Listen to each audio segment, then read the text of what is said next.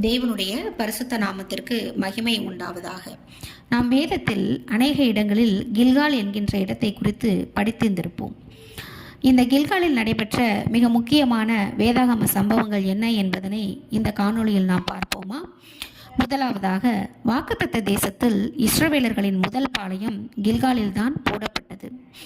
இரண்டாவதாக, யோர்தானை தெய்வீக நடத்துதலின்படி அற்புதமாக கடந்து வந்ததன் நினைவாக யோசுவா இந்த கில்காலில் தான் 12 கற்களால் ஆன தூணை நிறுவியிருந்தார்.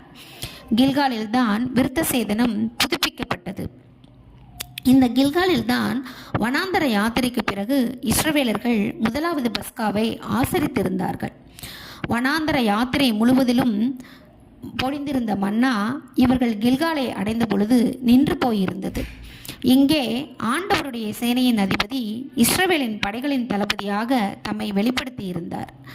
எரிகோவை கவிழ்க்கவும் ஆயி பட்டணத்தை வெற்றி கொள்ளவும் இந்த கில்காலில் இருந்துதான் இஸ்ரவேலர்கள் அணிவகுத்து இருந்தார்கள். இங்கேதான் ஆகான் அவனுடைய பாவத்தின் தண்டனையை சந்தித்தான். இங்கேதான் இஸ்ரவேலர்கள் தேவனிடம் ஆலோசனை கேட்காமல் கிபியோனியர்களுடன் ஒப்பந்தம் செய்திருந்தார்கள்.